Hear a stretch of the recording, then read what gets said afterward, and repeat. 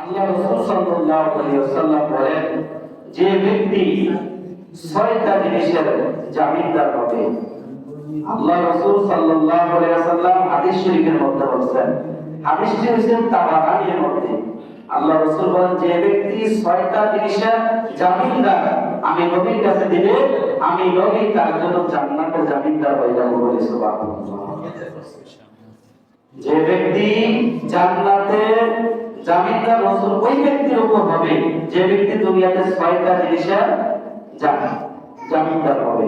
আল্লাহ রাসূল বলেন, এক নাম্বার, যখন আমার কোন উম্মত কথা বলে, সে যদি কথাটা সত্য কথা বলে, তাহলে আমি রাসূল তাকে জান্নাতে নেওয়ার জন্য জামিনদার হব বলে সুবহানাল্লাহ।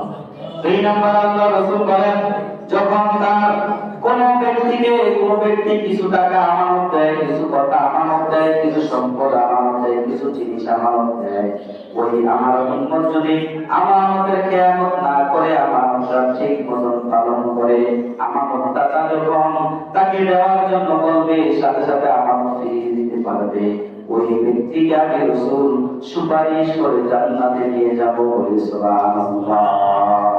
তিন নাম্বার, আল্লাহ রাসূল বলেন, যখন কোন ব্যক্তি কারোর সাথে ওয়াদা করবে, মুসলমান মিথ্যা কথা বলে না, কিন্তু এখন মুসলমান প্রত্যেকটা কাইকে প্রত্যেকটা মুহূর্তে মিথ্যা কথা বলে, আল্লাহ রাসূল বলেন, যে ব্যক্তি ওয়াদা দিবে, ওয়াদা ভঙ্গ করবে না, ওই ব্যক্তিকে আমি রাসূল সুপারিশ করে জান্নাতে নিয়ে যাব বলে সুবহানাল্লাহ। চার নাম্বার, আল্লাহ রাসূল বলেন, তোমরা তোমাদের দৃষ্টি অবনত করো, তোমাদেরকে আল্লাহ যে চক্ষু দিয়েছে নিয়ামত, এই চক্ষুর নিয়ামতকে ভালো কাজে করতে লাগো।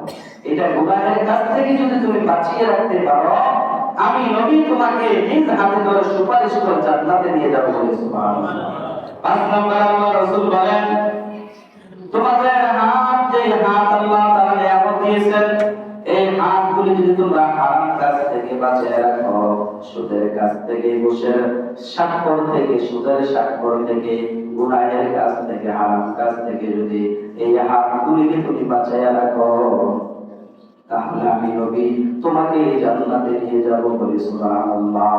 ছয় নাম্বার, আল্লাহ রাসূল বলেন, যে ব্যক্তি তার লজ্জাস্থানকে হেফাজত করবে, লজ্জাস্থানকে বেহুদা কাজে অর্থাৎ গুনাহের কাজে, হারাম কাজ থেকে বিরত রাখবে, ওই ব্যক্তিকে আমি রাসূল সুপারিশ করে জান্নাতে নিয়ে যাব বলে সুবহানাল্লাহ।